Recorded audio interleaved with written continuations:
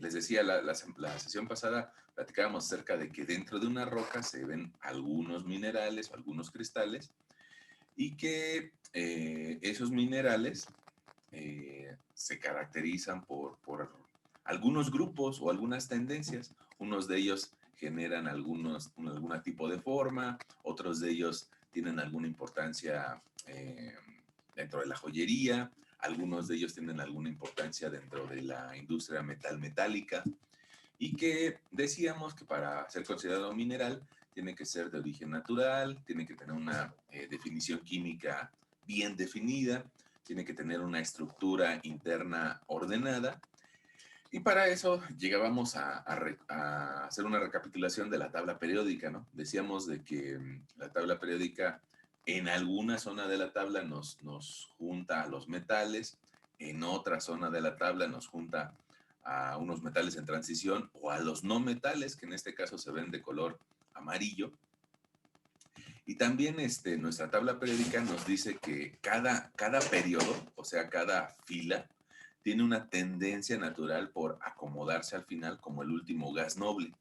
El gas inerte, el neón, el argón, el criptón, digamos que ellos ya no requieren unirse con otro elemento. Ya su última capa energética está completa y, bueno, pues ellos ya están en una condición de equilibrio, ¿no? Sin embargo, pongamos este bromo, sí le hace falta un electrón y por eso tiene una tendencia natural para unirse con algún elemento de la primera familia, ¿no? O sea, un potasio, un sodio, un litio, o un hidrógeno. Bueno, después, ajá, aquí estamos. Siguiente. Bueno, teníamos por ahí una tablita que nos habla acerca de qué elementos tienen un electrón o dos electrones en su última órbita y platicábamos de esos tres tipos de enlace. Ya, el más fuerte es el iónico, el que genera iones positivos o iones negativos, y después de ahí vienen los enlaces sobre el mismo elemento. En el enlace iónico, uno de estos electrones se va a dar la vuelta al otro átomo y eso permite que exista una atracción entre los átomos y una estructura interna ordenada como nos pide la definición de un mineral. Cuando dentro de un mismo elemento dos átomos del elemento comparten un electrón, a eso se le llama enlace covalente y la fuerza es un poco menor, pero sigue siendo parte de una misma molécula. Y llegábamos a esta, como al final de nuestra plática anterior, donde decíamos, fíjense que es bien interesante que dentro de nuestra atmósfera, dentro del aire que podemos respirar, la mayoría es nitrógeno, un poquito de un 20%, una quinta parte es oxígeno. Y que casi nada es dióxido de carbono. Sin embargo, ese dióxido de carbono, si se amplía, pues va a tener consecuencias pues, muy lamentables para nosotros porque aumenta la temperatura. Por ahí hacíamos alguna recopilación de esos gases. Y bueno, pues hoy me gustaría empezar tal vez con esta lámina, que si dejamos la atmósfera y nos metemos a la corteza, o sea, a la geósfera, eh, fíjense que es bien interesante que a pesar de que vemos un montón de rocas diferentes o de cosas diferentes en general, llámense humanos o llámense sillas o llámense cortinas o llámense lo que sea, pues en realidad incluyendo nosotros, la gran parte de la corteza terrestre está compuesta de estos elementos. Por aquí tenemos los 8 elementos que más átomos y más materia le aportan a la corteza. Y si te das cuenta, pues comparada con nuestra tabla periódica, que por ahí manejábamos unos entre 92 y 112 elementos, dependiendo, pues la tabla periódica que consulten, pero estamos hablando del orden de 100 elementos químicos, y de esos 100 pues la gran mayoría de ellos no son comunes. Yo les decía en la sesión anterior que sobre todo los que están de media tabla hacia arriba, y media tabla hacia arriba significa un gran hueco, los que están de media tabla hacia arriba son los más comunes. De ahí si nos vamos hacia abajo empiezan a ser un poco difíciles de encontrar.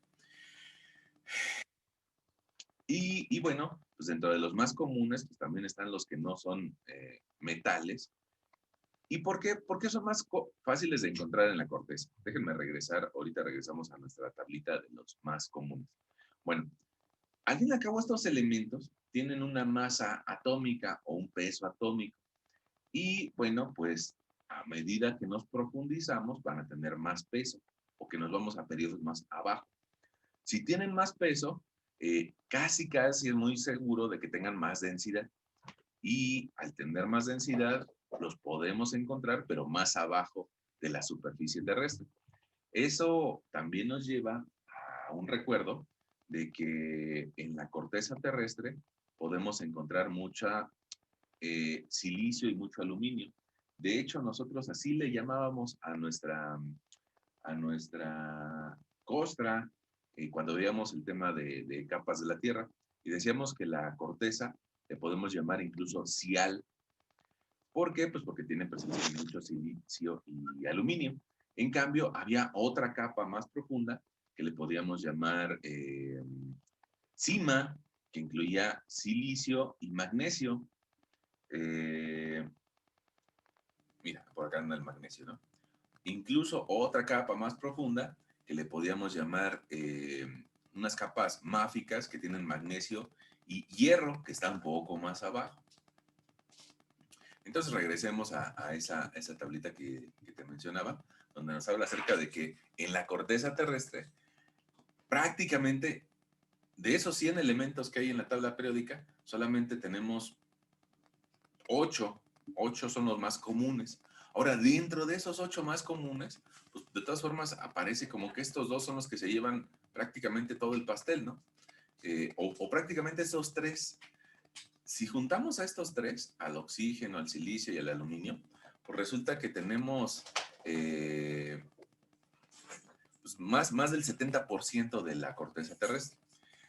Y otra vez, por eso le llamábamos capa cial o de silicio y aluminio. Ahora el oxígeno está no solamente en el aire, ¿no? Sino que también está en muchas otras cosas. Pongamos, probablemente si nosotros nos lo quedamos viendo a muchas de las cosas que tenemos a nuestro alrededor, como puede ser una calculadora o como puede ser unas pastillas, bueno, pues aquí adentro de la calculadora también hay oxígeno, porque la calculadora no está totalmente densa, sino que está, su plástico tiene oxígeno disuelto en el interior y eso hace que esté un poco bofo. El plástico del contenedor de pastillas también está un poco bofo. Nosotros mismos tenemos un montón de oxígeno adentro de nuestra piel o adentro incluso de nuestros huesos. Tienen poros y tiene oxígeno. Entonces, y también adentro de las rocas, ¿no? También adentro de una roca va a existir oxígeno. Y dependiendo de la cantidad de oxígeno que tenga, y de los otros minerales eh, y elementos químicos, va a subir o va a bajar su peso volumétrico y su densidad. Nosotros, en la sesión anterior, utilizábamos una densidad o un peso volumétrico para saber qué presión se genera a cierta profundidad. Bueno, pues acá resulta que también esta tablita nos está diciendo de que si muchas de las cosas de la corteza, eso es importante, si muchas de las cosas de la corteza tienen oxígeno, silicio y aluminio, pues entonces la densidad de la corteza va a ser de ese valor. Y si te darás cuenta, el silicio y el aluminio están en la parte superior de la tabla periódica. Y el oxígeno, pues es un gas. Entonces, digamos que no genera gran peso. Sí tiene un peso, ¿no? Sí, sobre todo si medimos la columna atmosférica, pues sí tiene un cierto peso. Pero en realidad no es grande el de un gas. Cuando platicábamos acerca de que el universo o el polvo estelar se juntó para hacer la Tierra y que esa mezcla de polvo estelar fue recibiendo impactos de meteoritos, también platicábamos acerca de algo que se llamaba diferenciación química. Y una de esas diferenciaciones era de que los elementos más densos se van al centro de la Tierra. Y en el centro de la Tierra sí podemos encontrar mucho níquel, litio, hierro sobre todo. Pero ¿qué pasa en la capa exterior? Bueno, que en la capa exterior se quedan los elementos poco densos, como es el silicio y el aluminio, el calcio, el sodio y otros elementos. Ok. Esa es la razón por la que en la costra tenemos materiales poco densos comparados con el resto de la Tierra, ¿no? Ahora, alguien argumentaría y se quejaría de esto de poco densos. Bueno, pero es que hay que ver poco densos con respecto a qué, ¿no? Probablemente si nosotros no comparemos incluso a un humano comparado con el peso de una roca, bueno, pues el humano es muy ligero, ¿no? Y aunque tengamos una roca tan artificial como el concreto, ya ven que nosotros hacemos concreto para vivir en medio de cuevas artificiales. Miren, pues por eso, aquí está mi cueva artificial, ¿no? Tenemos concreto arriba, eh, ya en la actualidad no buscamos una cueva para donde vivir, sino más bien buscamos una cueva artificial hecha de concreto. Esta roca que nosotros hacemos, que se llama concreto, tiene una densidad de 2.4 gramos por centímetro cúbico. Y esa densidad, pues es ligera, ligera si la consideramos con la densidad del hierro. Sin embargo, es pesada si la consideramos contra la densidad de una arcilla o de un suelo, o del agua o de un humano. Entonces, bueno, eso de ligero y pesado, pues depende en qué contexto, ¿no? Ahora, si nos regresamos un poquito a nuestra tablita que estábamos nosotros hablando acerca de los materiales de la corteza, bueno, el silicio y el aluminio son más ligeros que el hierro y por eso hay más en la corteza. Eh, y el hierro lo vamos a encontrar un poco más adentro o hacia el núcleo o hacia el manto de la corteza. Desgraciadamente, en alguna otra ocasión decíamos de que nos es muy difícil para los humanos llegar a esas capas. Eh, bueno, ahora, fíjate que dentro de este comentario, pues eso nos va a permitir imaginarnos que estos tres elementos prácticamente generan a la gran mayoría de las rocas. El oxígeno, el silicio y el aluminio. Si alguien por ahí se preguntaría, bueno, ¿y de qué está hecha la arena de mar? Pues de silicio y aluminio. Prácticamente es cuarzo. Eh, el cuarzo, bueno, también dentro de nuestro tema de minerales, vamos a ir viendo de que es de los materiales más resistentes eh, y que por eso pues, soporta el golpeteo de las olas y se acumula en las playas. Este término de playa incluso tiene un origen geológico. Bueno, ahí están los elementos más comunes. No encontramos un tuxteno, no encontramos oro, no encontramos mercurio, porque digamos que esos elementos son más difíciles de encontrar, pero sí encontramos mucho silicio y aluminio. Okay. Ahora, ¿cómo se forman los minerales? Bueno, esta imagen la podemos encontrar en internet, está así describiendo cómo se forman los minerales y es muy representativa, ¿no? Fíjate que nosotros en alguna sesión platicábamos acerca de que dentro de las cámaras magmáticas se genera una temperatura del orden de 1200 grados centígrados, 1500 grados centígrados. Bueno, y platicamos de que algunas rocas salen y lo que sea. Pero fíjate que aquí aparece una segunda capa y por eso me gustó esta imagen. Aparece una segunda capa que significa una capa de transición o una aureola de contacto. En esa aureola de contacto, la temperatura no va a llegar a 1200 grados centígrados, pero probablemente sí alcance unos 800, unos 900 grados centígrados. ¿Y eso qué va a generar? Pues que muchos de los minerales logren fundirse y transformarse, cambiar de forma o cambiar de posición. Pongamos, tú has escuchado que diferentes elementos químicos tienen diferente punto de ebullición. Probablemente nuestra agua pues hierve a 100 grados centígrados, pero hay otros elementos que hierven a 200 o a 300 o 450 y esos elementos ya en esta zona alcanzarían a fundirse. Entonces, por aquí tenemos un proceso de formación de minerales en la aureola de contacto. Evidentemente que con más razón dentro de la cámara magmática, ¿no? Y que van a salir a la superficie.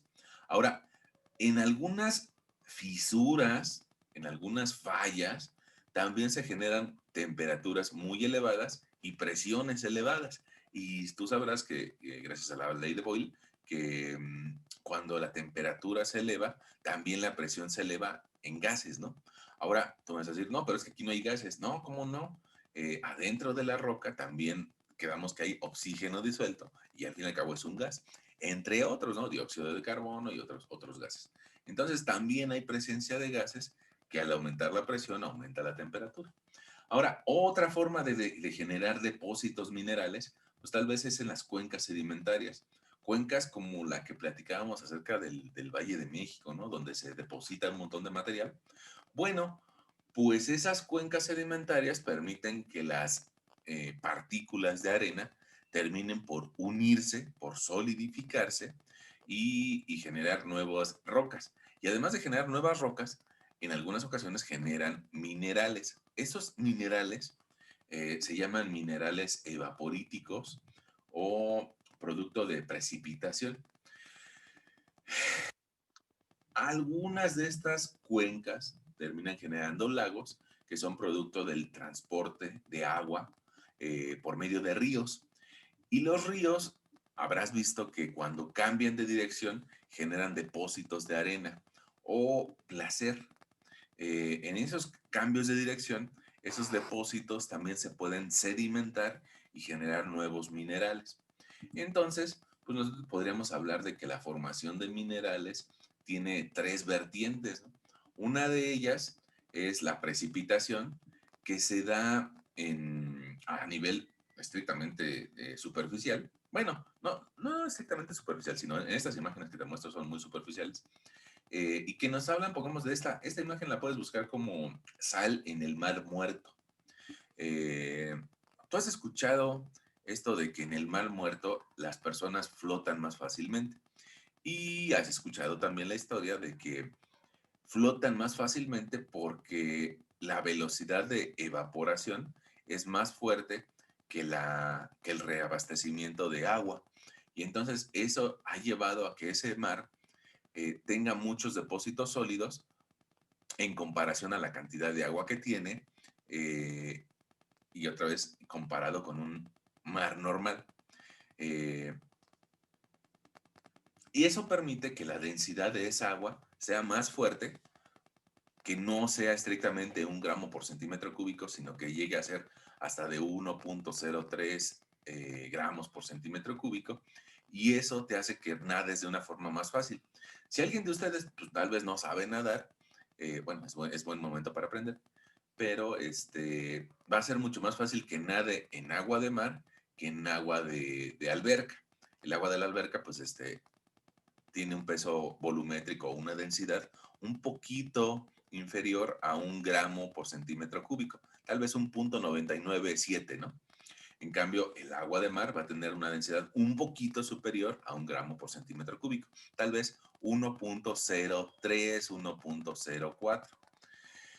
Bueno, ahora, resulta que esa salinidad de algunas lagunas o de algunos mares, nosotros las aprovechamos y de ahí extraemos sal de mar, que es un mineral y que desde el punto de vista geológico se llama halita.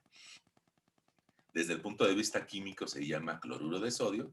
Y nosotros, pues, para ir al mercado, no le llamamos ni halita ni cloruro de sodio, sino le llamamos, oiga, me da un paquetito de sal. Ok. Y ahí el paquetito de sal dice sal de mar. Bueno, eh, ¿cómo la obtenemos? Pues a través de llanuras de evaporación. Tanto ya sea que se den esas llanuras de evaporación de forma natural, como que se busque juntar agua de mar de forma artificial y someterla a un proceso de evaporación acelerada. ¿Cómo aceleramos el proceso? Pues generando pequeños espesores de agua, pequeños tirantes de agua que sean mucho más fáciles de evaporar que una masa lo suficientemente grande, ¿no? Ahora, probablemente alguien de ustedes también haya notado que dentro de nuestra casa hay algunos vasos o hay algunas ollas que llegan a desarrollar una costra de sarro. Bueno, pues ese sarro es por las sales que están disueltas en el agua, incluso alguna tubería. Probablemente alguien de ustedes se pueda asomar a la regadera y se dará cuenta que los hoyitos de la regadera también tengan pequeñas concentraciones de sales, porque el agua que nos mandan, pues también tiene una cierta cantidad de sales, y el agua que tomamos tiene una cierta cantidad de sales. Se busca que el agua potable tenga poca cantidad de sal, pero de todas formas la tiene disuelta. Incluso hay un comercial de alguna marca de agua que nos venden de forma comercial y que nos diría, esta agua es baja en sodio. Bueno, pero al fin y al cabo tiene sodio. Puede ser que sea baja, pero tiene sodio. Y ese sodio dentro de nuestro organismo, pues se acumula y también genera litios o litiasis, ¿no? Bueno, ahora, si dentro del organismo de un humano que apenas vive 80 años se generan minerales, bueno, pues imagínate dentro de la naturaleza que tiene algunos miles de años para generarlos, ¿no? Pues con más razón. Y eso estábamos hablando de la formación por sales disueltas en soluciones acuosas o de precipitación o minerales evaporíticos también se les llama. Ok. Hay otro tipo de formación de minerales que atiende al enfriamiento. Y pues platicábamos en alguna otra sesión de que el magma o el calor interno de la Tierra provoca que se fundan los minerales, que alcancen una temperatura del orden de 1200 grados centígrados, y a medida de que van subiendo a la superficie, ya sea por la actividad volcánica o porque exista un desconfinamiento superficial, a medida que se van acercando a la superficie, se encuentran con toda la atmósfera y eso va a hacer que baje la temperatura. Al ir bajando la temperatura, depende de qué tan rápido sea, si en esta imagen te imaginas un proceso lento, al ir bajando la temperatura, algunos de sus cristales se empiezan a acomodar. Y si se acomodan, pues me van a generar una tendencia o un cristal en la roca. Esos cristales, bueno, pues decíamos que son más comunes encontrarlos en rocas ígneas intrusivas. Y también eso pues va a depender del tipo de magma que se tenga. Por aquí van a aparecer unas nuevas palabras, hasta las anteriores nada más nos quedamos en magma, y ahora pues le vamos agregando más apellidos, ¿no? Y resulta que los magmas que tienen una composición básica, es decir, un pH básico, opuesto a un pH ácido, pues tienden a generarme rocas basálticas. Aquí me faltó un acento, basálticas. Y en cambio, los magmas ácidos tienden a generar rocas graníticas. Otra vez, ¿qué significa eso? Bueno, pues que los magmas básicos también son los que me generan la corteza oceánica, mientras que los magmas ácidos los vamos a encontrar más en corteza continental. Eh, Eso también va a tener alguna repercusión a la hora de ver los diferentes minerales que existen, ¿no? Y el último proceso de formación de minerales que en esta diapositiva te pasé es el biológico. Fíjate que en la parte de abajo estás viendo unas piritas. Se llama pirita y probablemente tú la encuentres también como el oro de los tontos. Fíjate que esta imagen parecería, e incluso sobre todo si la pudiéramos ver de forma física, en alguna ocasión nos da la impresión de que es oro, y no es cierto, es el oro de los tontos. Es un mineral que en brillo, tiene un brillo metálico, se parece al oro, pero no es oro. Y esta pirita tiene la característica que crece de forma cúbica. Mira, aquí estás viendo una roca y tiene un crecimiento en forma de cubos. La naturaleza sí los genera. Y alguien en este momento podría decir, no, eso lo hicieron los extraterrestres o cosas así, ¿no? Pero no, la naturaleza así hace que crezca este mineral. Y bueno, hay dos tipos, bueno, hay dos derivaciones de pirita, ¿no? Una de ellas que tiene un origen estrictamente mineral y otra que tiene un origen biológico. Y tiene un origen biológico porque es producto de los desechos de algunas bacterias. Hay unas bacterias que probablemente para nosotros suene un poquito difícil de creer, pero hay algunas bacterias que comen azufre y después lo que excretan de su cuerpo, o sea, lo que hacen, por decirlo en un término humano, lo que hacen del baño, esas bacterias, termina siendo este mineral. Y ese desecho mineral tiene una tendencia a agruparse de forma cúbica. Y entonces pues tenemos el otro tipo de minerales, los biológicos. Bueno, ahora, ¿por qué se forma de forma cúbica o por qué hacen láminas? Bueno, pues también va a depender a la estructura química de esos minerales. Pongamos aquí, vemos una variación de la estructura.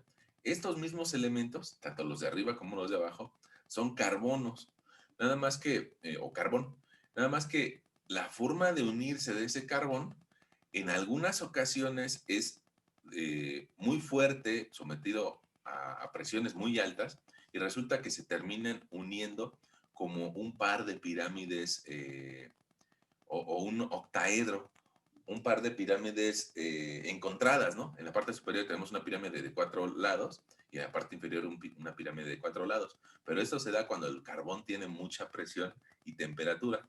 En cambio, si el carbón no tiene ese nivel de presión, va a terminar agrupándose en láminas. Y esas láminas, pues nosotros las conocemos como carbón vegetal o como grafito. Mientras que cuando tiene mucha presión, este par de pirámides me generan diamantes. Es el mismo elemento químico, los dos son carbones, nada más que uno sometido a presión y otro no. Pongamos en el caso de los grafitos, como generan láminas, pues resulta que esas láminas nosotros las podemos utilizar en nuestros lápices y escribir gracias a que estas láminas se van desprendiendo una de la otra. Nosotros cuando escribimos en un papel con un lápiz, estamos dejando una lámina de carbón encima del papel y luego escribes otra letra y dejas otra lámina de carbón encima del papel. Por eso habrás escuchado de la huella de carbón. Bueno, y porque el carbón está presente en muchos otros minerales, ¿no? Sin embargo, pues si le hacemos eso con el diamante, su estructura interna está tan unida que no vamos a hacer eso, sino al contrario, si pasamos la punta de un diamante en una hoja de papel, vamos a terminar por romper la hoja de papel, porque la estructura del diamante es muy dura, muy rígida, muy compacta. Es tan compacta que cuando se corta de forma natural el diamante, tiende a generar la misma figura, o sea, unas pirámides. Probablemente aquí veas alguna imperfección y por eso ese diamante, cuando tiene fines de utilización dentro de joyería, bueno, pues cuando lo estén cortando van a buscar los planos que de forma natural genera el diamante. Ahora, en general todos los minerales tienen estas propiedades físicas, ¿no? Algunos tienen un cierto nivel de opacidad o dejan pasar la luz o no. Algunos tienen un cierto brillo que puede ser metálico o puede ser no metálico. Algunos minerales los podemos identificar según su color. Por decirte algo, bueno, cuando vemos rocas de color rojizo o de color marrón, pues evidentemente que estamos viendo rocas que tienen óxidos de hierro. Así como cuando vemos en nuestra vida humana que alguna varilla tiene óxido, bueno, pues resulta que el óxido de hierro te genera ese tipo de coloraciones, ¿no? En cambio, si vemos alguna roca que tenga tonos de color rosa, pues probablemente atienda a que tiene cuarzos eh, o, u ortoclasas. En cambio, si vemos colores negros, pues probablemente sería una horblenda, ¿no? Bueno, ahora, fíjate que en algunas ocasiones, algunas rocas, tú me vas a decir, pues todas son iguales, ¿no? Entonces convendría hacerles un tallado o un rayado. Y pasa algo similar a cuando cortamos una manzana. eh, que después de que cortamos una manzana, la superficie se oxida y se vuelve, como decíamos, de color marrón. Después de mucho tiempo de estar las rocas expuestas al medio ambiente, puede ser que nos mientan con respecto a su color, pero si las rayamos, en ese instante vamos a encontrar el color natural, como con la manzana. Cuando recién cortada, tiene un color, pues tal vez alguien me diría amarillo o beige, ¿no? Y si dejamos pasar cierto tiempo, pues nos va a mentir porque se va a empezar a oxidar al tener contacto con el exterior. La forma cristalina, ahorita vamos a ahondar un poco más de ello, atiende a lo que yo te decía del crecimiento en cubos o en romboides. La tenacidad o la resistencia que exhibe el mineral, pues también nos va a hablar acerca, al igual que la dureza, de qué tipo de material podemos tener. Incluso hay una escala que ahorita te voy a mostrar, que se llama escala de Mohs, de escala de Mohs, eh, que nos permite identificar algunos minerales tipos según qué tan duros son. Y la exfoliación tiene que ver con la forma cristalina, o sea, con cómo se cortan o cómo se exfolia. Entonces, habrás escuchado esta palabrita de exfoliación con tratamientos tal vez de belleza, que dicen que con este tratamiento te vamos a exfoliar la cara o te vamos a exfoliar la rodilla, por decirle alguna parte del cuerpo, ¿no? Ahora, ¿qué genera la exfoliación en los humanos? Pues, digamos, lijar o quitar la última capa de la piel. Bueno, pues resulta que las rocas también se exfolian y algunas se exfolian de cierta forma. ¿Qué quiere decir? Que cuando las cortas, se cortan de cierta forma. Puede ser que algunas en ángulos rectos, puede ser que algunas en ángulos de 120 grados, y eso también te habla acerca de algún tipo de mineral. La densidad, pues con más razón, ¿no? De hecho, pues por ahí Arquímedes encontró la forma de identificar si la corona de su rey era buena o era mala en base a la densidad, y por ahí salió gritando Eureka.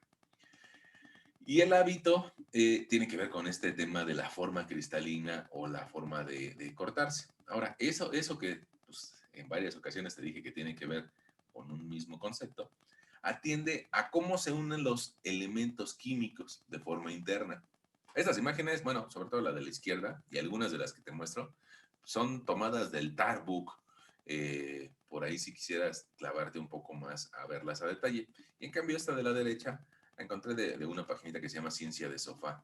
Ese cuate de Ciencia de Sofá tiene unos videos bien buenos de minerales, que incluso yo creo que la siguiente semana les voy a mandar a que vean algunos de ellos. Me gusta mucho cómo maneja el tema de extracción de minerales de las rocas. Entonces, por eso les voy a mandar a que vean algunos de sus algunos de sus videos en su canal de YouTube. Pero bueno, eso lo veremos la siguiente semana.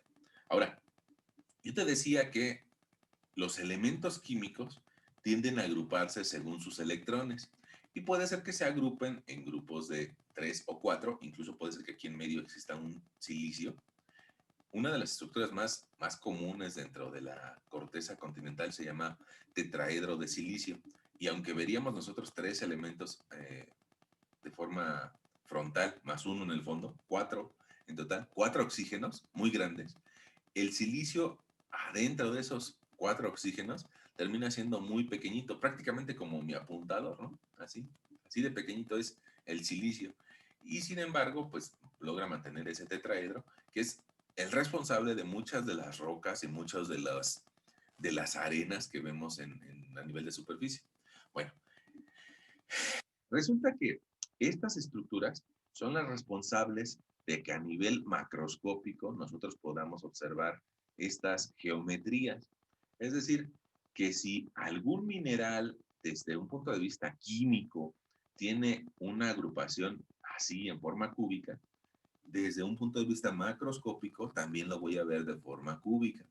Si algún mineral tiende a generar octaedros, bueno, pues decíamos hace un momento, también me va a generar de forma macroscópica un diamante, ¿no? O una estructura similar a la de un diamante. Y hay otras estructuras como un tetraedro o prismas hexagonales, como en el caso de los cuarzos. Entonces, la estructura interna a nivel microscópico, ni siquiera es microscópico, es submicroscópico, me determina cuál va a ser su forma de forma macroscópica que podamos nosotros ver a simple vista. Y atiende también ese tema de la estructura interna a los planos de exfoliación o a los hábitos. Y aquí tienes una hojita donde algunos minerales siguen ciertas características. Esto se lo encontró un investigador que se apellidaba Steno, y que de ahí surge la ley de Steno o la ley de constancia de los ángulos interfaciales. ¿Qué significa esa ley?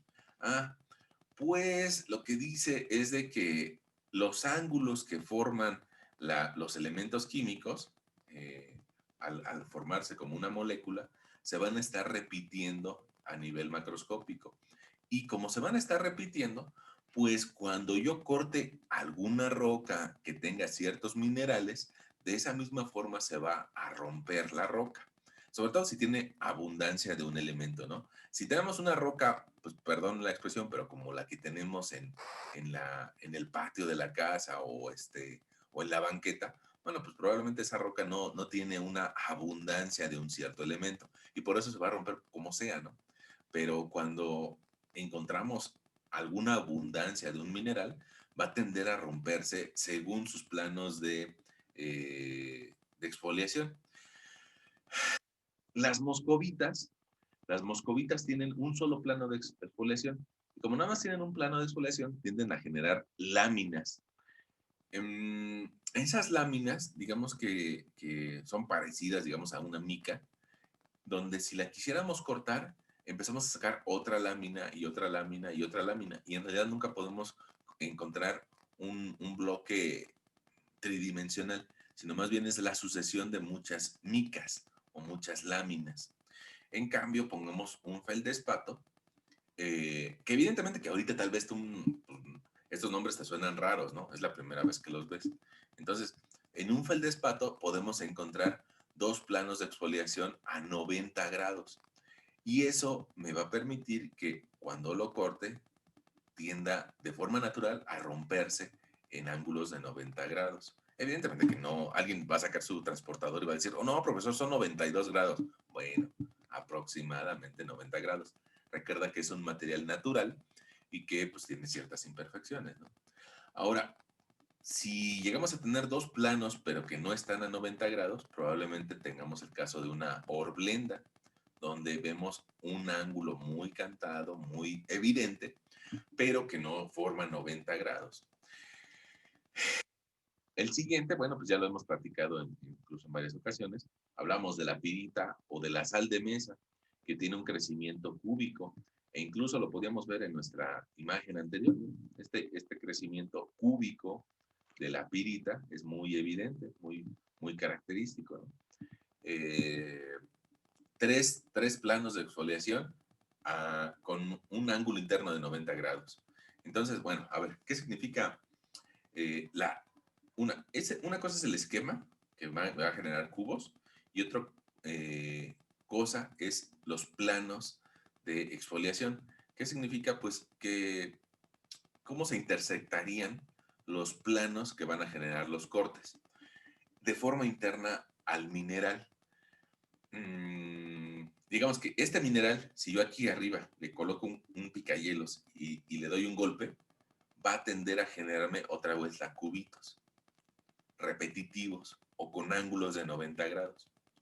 En cambio, este de aquí abajo, como puede ser una calcita, me dice, si le pegamos encima con un picahielos o con otra herramienta y logramos cortarlo, sí me va a generar tres planos de exfoliación, pero no precisamente a 90 grados. Y los que tienen cuatro planos de exfoliación, como es el caso de un diamante, ¿no? Ya lo platicábamos de que nos hace dos pirámides encontradas. Imaginarse esos planos de exfoliación en tres dimensiones, pues ya me cuesta un poquito de más trabajo, ¿no? Al fin y al cabo lo que requiero son eh, ocho planos que se están cortando entre sí. Perdón. Voy a tomar un poquito de agua. Ahora, otras de las características que podemos por ahí observar como características físicas visibles de los minerales son el brillo, la raya o la densidad. Fíjate, esta imagen, yo creo que a pesar de que la estás viendo en zoom a unos kilómetros de distancia, yo creo que sí te permite observar un poco de brillo y un brillo metálico. Entonces, si tú recuerdas la tabla periódica, pues vas a encontrar que algunos elementos los podemos identificar como metales, otros como no metales, otros como metaloides o como metales en transición. Y en este caso, este brillo metálico pues nos hace pensar que tiene metal y hay que hacerle algunas pruebas para los metales. Y si no fuera el brillo metálico, pues habría que hacerle unas ciertas pruebas para materiales no metálicos, como son los orgánicos, ¿no? Ahora, yo te platicaba hace unos minutos de que esta roca me puede mentir con respecto a la costra, ¿no? Y probablemente no alcance a ver colores o algunas cristales de forma externa. Entonces, ¿qué hago? Pues saco una navaja y le hago una raya. O sea, eh, le corto la superficie y su polvito sí me va a permitir ver su color natural que en algunas ocasiones cambia, ¿no?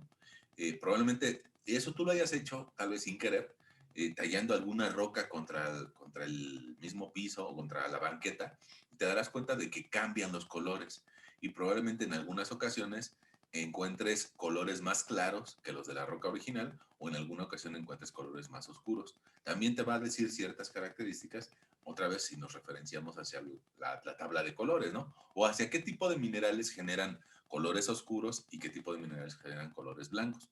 Usualmente los colores oscuros están más asociados a hierros o a elementos básicos, mientras que los minerales, mientras que las rayas claras están asociadas a cuarzos o a elementos ácidos con una acidez elevada.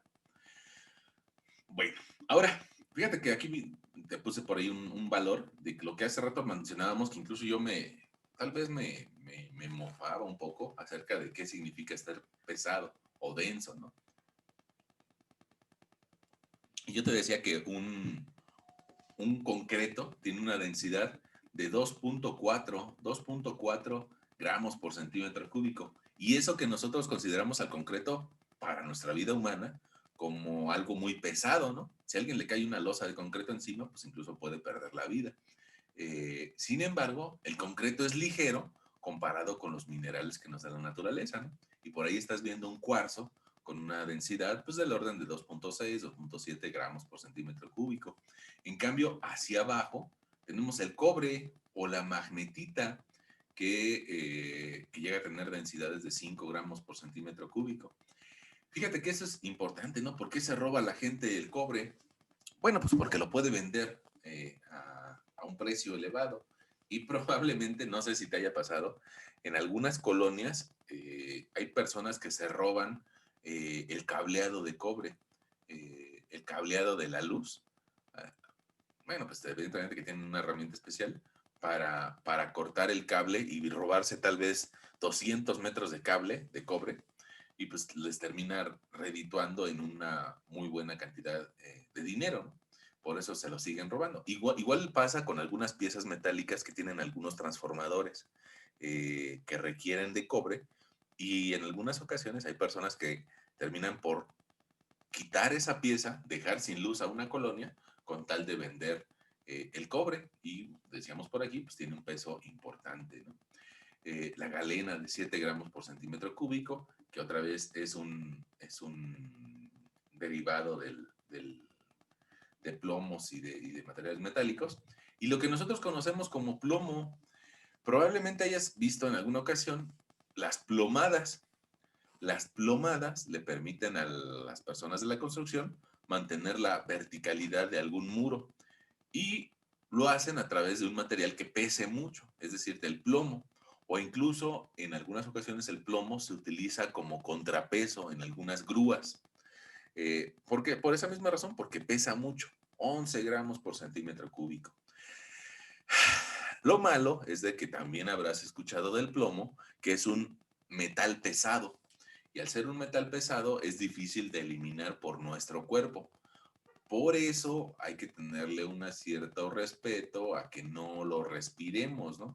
Que no se gasifique o que no logre meterse dentro del agua y que lo podamos beber o respirar porque provoca problemas en nuestra salud, en la sangre. Entonces, hay poblaciones hacia Sonora, hacia Chihuahua, que tienen problemas porque dentro del agua que toman tienen plomo disuelto. Y eso pues termina generando algunas mutaciones, ¿no? En las personas. Eh, mm, bueno, evidentemente que hay muchos tipos de mutaciones, pero probablemente podremos ver desde algo muy simple como que en lugar de que alguna persona tenga 5 dedos, que tenga 6 dedos, ¿no? Hasta otro tipo de mutaciones más difíciles de manejar. Y bueno, pues alguien me diría, bueno, ¿por qué ¿por qué si el oro tiene un peso volumétrico de 19 gramos por centímetro cúbico, pues ¿por qué no lo utilizamos como contrapeso? Bueno, pues la respuesta es obvia, ¿no? El oro tiene un costo mucho mayor que no lo podríamos, que no sería costeable utilizarlo como un contrapeso o como un peso para nivelar una estructura. Fíjense que aquí hay un comentario también.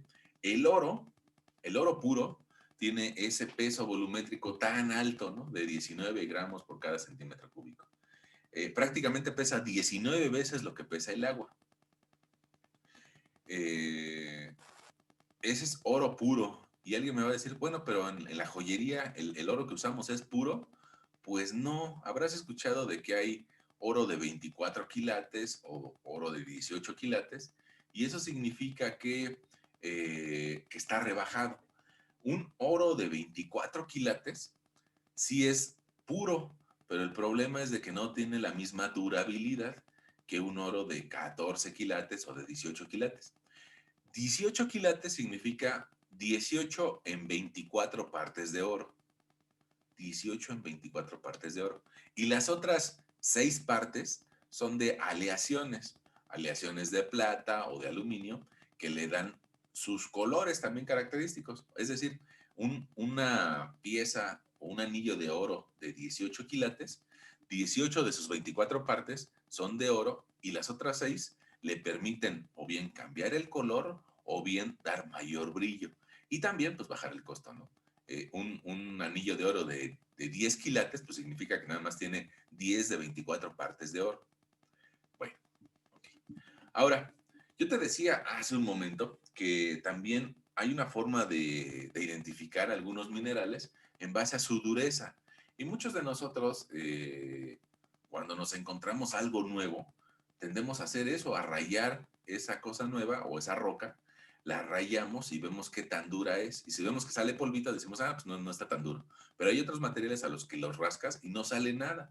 Entonces, a Mohs se le ocurrió esta escala, tal vez hace unos 100 años.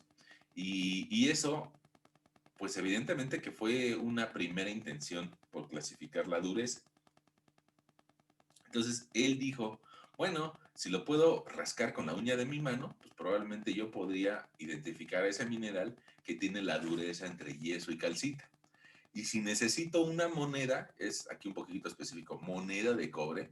¿Por qué? Porque donde vivíamos, pues había monedas de cobre, ¿no? Si yo necesito una moneda para rascarlo, pues entonces ya estaríamos hablando de una dureza de grado 3.5, es decir, una calcita o una fluorita. De repente, yo no, hay gente que dice, yo no me imagino que es una fluorita. Ah, pues aquí te puse una imagen, ¿sale? Ahora, si necesito un clavo, la punta de un clavo para rayar al material, probablemente ya me esté acercando a una dureza de 4.5 o un apatito. Si necesito un cuchillo o un vidrio para rayar mi material, pues ya tenga un mineral que se llama ortosa. Y si no nos lo imaginamos, mira, aquí hay una imagen que pues ya es una roca de color claro que podemos imaginarnos, ¿no? Y si en cambio necesito cada vez más minerales más duros, como una placa de acero, para rayarlo, pues probablemente ya estamos hablando de un cuarzo. Y el cuarzo sí lo reconoces, ¿no? Es el, el mineral que decíamos que venden a veces las personas que se dedican a pensar en esto de las vibraciones, ¿no? Eh, y después, mira, pues por aquí te puse un topacio, que seguiría aumentando la escala de dureza, y un corindón, que es parecido al rubí, ¿no? Y en una escala mucho más elevada, pues está el diamante, ¿no? Que es el más duro y también pues el más caro, ¿no? Ahora, muchos años después, alguien dijo, bueno, pues es que esta escala de Mohs, pues en realidad no te da una perspectiva real de qué tan duro es el mineral. Entonces, pues lo transformaron a algunas unidades medibles en base a fuerza medida en kilonewtons. Y esa fuerza medida en kilonewtons, pues nos hace ver que en realidad la escala de Mohs es buena, digamos que sigue una cierta tendencia, pero después se empieza a acelerar y nos damos cuenta de que aquí hay una gran diferencia entre la dureza del diamante y la de su material predecesor, ¿no? Entonces aquí como que hay un gran hueco que habría que llenar con alguna otra referencia. Pero también, pues muchos de nosotros no tenemos a la mano un diamante para cortar a otro diamante. Entonces, si bien es cierto que es necesario otro valor intermediario aquí, pues no está orientado hacia la mayoría de las personas esa escala, ¿no? Bueno, o sea, no cualquiera lo va a utilizar. Ahora, aparecieron un montón de palabras raras por ahí, ortoclasa y coridón y topacio y muchas palabras raras. Y pues esas palabras raras dependen de qué grupo mineral se está presentando. Entonces, así como los humanos nos agrupamos en familias, pues también los minerales se pueden agrupar en ciertas familias. Y probablemente tú en tu casa escuches, ¿no? Pues la familia de los Peires o la familia de los Méndez o la familia de los Hernández. Y tienen ciertas características en común. En tu casa tú vas a recordar a tus primos, los, los Gutiérrez o a los Martínez, y te vas a dar cuenta de que la familia de tus primos que se apellidan, por decir algo, Martínez, o tus primos, los que se apellidan Oropesa, pues tienen algunas características diferentes. No tiene nada que ver su apellido, ¿no? Pero sí los podemos agrupar. Y algunos tienen algunas costumbres de algún modo y otros tienen otras costumbres de otro. Bueno, pues acá los minerales pasa la misma historia, ¿no? Que hay algunos elementos que les podemos llamar nativos, que es decir, que nada más se juntan con ellos mismos, son medio elitistas, ¿no? Como el cobre, como el aluminio. Y entonces se puede encontrar un yacimiento de cobre puro, no mezclado con ni con carbono, ni con silicio, ni con oxígeno, sino cobre puro. Y ese tipo de elementos se les llaman nativos. Hay otros que son derivados de oxígeno o de uniones de oxígeno, otros derivados de uniones de azufre o de sulfuros, y que dependiendo del número de oxígenos los podemos dividir entre sulfuros y sulfatos, dependiendo si tiene 4 oxígenos o 3 oxígenos, pero nos van a dar características diferentes. Los aluros, que son sales en esencia, que son sales y que dependen de la séptima familia, de la séptima familia A de la tabla periódica, es decir, de la columna que contiene el cloro. Los carbonatos, que son oxígenos más carbón, los fosfatos, que son oxígenos más fósforo, y los silicatos, que decíamos que es el grupo más evidente en la corteza, que atiende a uniones de oxígeno con silicio. Y a partir de esa unión de oxígeno con silicio nos da un montón de minerales. Dentro, o sea, fíjense, adentro de esta clasificación, dentro de los silicatos existe otra clasificación propia nada más para los silicatos y que nos va a permitir puntualizar sobre algunos elementos. Aquí hay otra clasificación, esta igual también está bajada de internet, y bueno, pues nos da un poquito de mayores referencias acerca de los minerales que lo generan. Decía yo, los silicatos es la unión de silicón y oxígeno, los carbonatos de carbono, los óxidos de oxígeno, sulfatos de azufre y los aluros de sodio, cloro y otros. En general yo te decía que los aluros son sales. Eh, Fíjate, perdón por el regreso.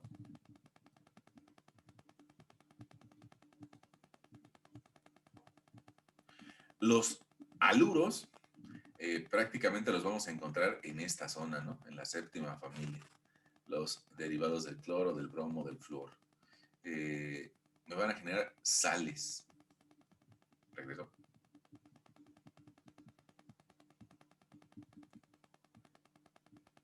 Ok. Y bueno, otra vuelta a lo que te decíamos hace un momento, ¿no? La mayoría de nuestros elementos químicos que hay en la corteza terrestre, desde el punto de vista químico nada más, pues es silicio, aluminio, hierro, calcio, sodio y potasio, ¿no? Magnesio. Si fuéramos un poco más profundos a otra capa de la Tierra, probablemente me encuentre más magnesio y más hierro, pero en la corteza, que es donde nosotros vivimos, donde nos desarrollamos, donde vamos a estar trabajando, pues prácticamente tenemos silicio y aluminio.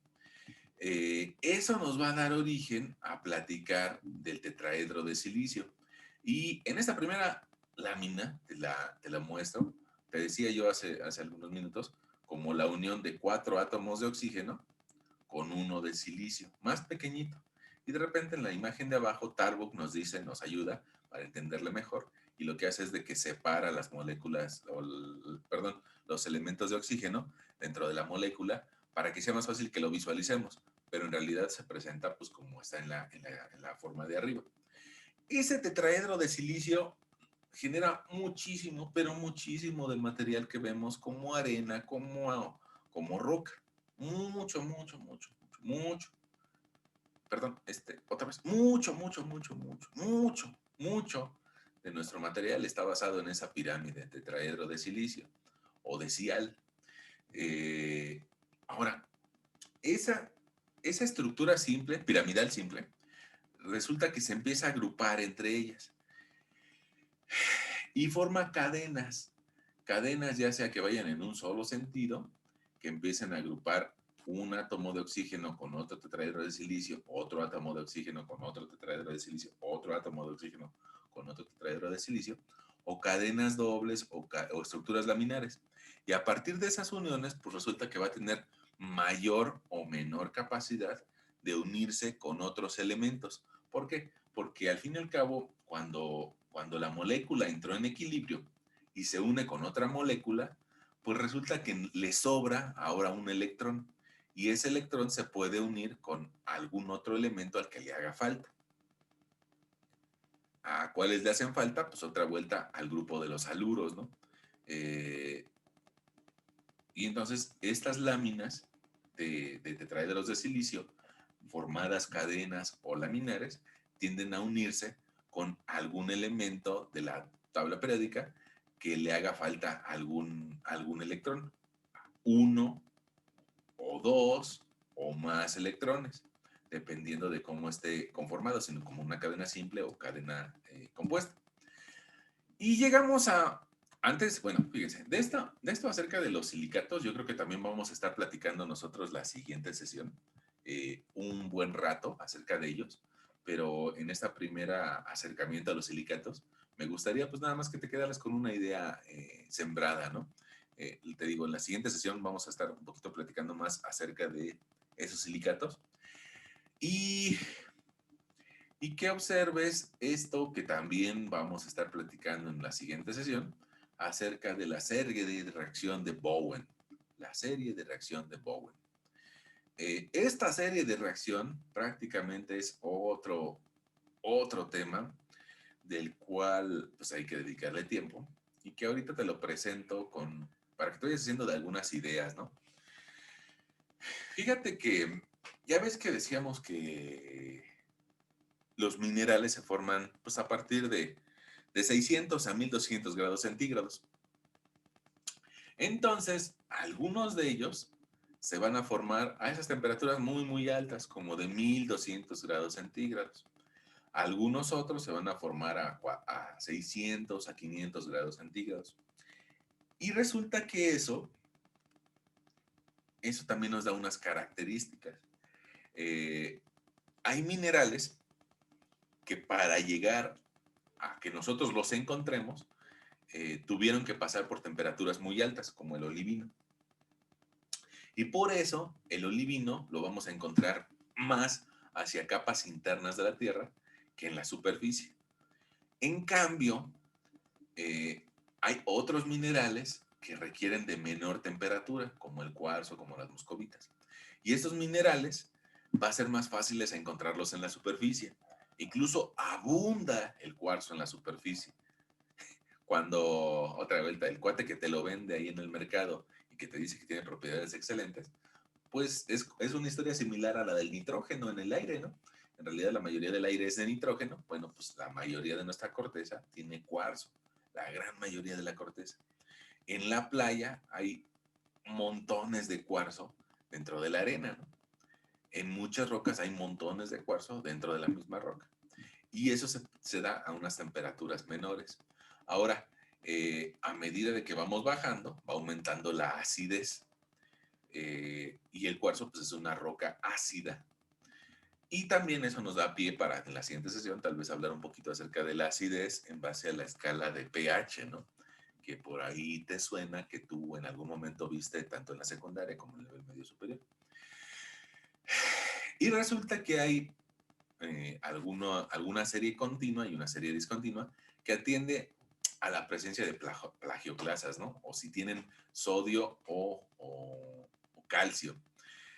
Bueno, ahora, eh, esta serie de Bowen, te digo, nos va a dar como para unas 2 o 3 horas de plática. Entonces, eso lo podríamos dejar para nuestra siguiente sesión. y también el tema de tetraedro de silicio.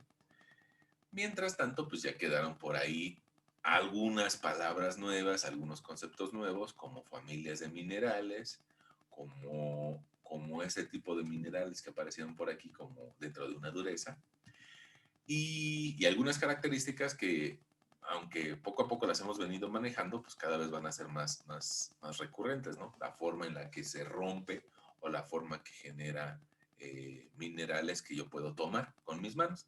Y yo creo que por ahí podríamos dejar nuestra sesión del día de hoy. Eh,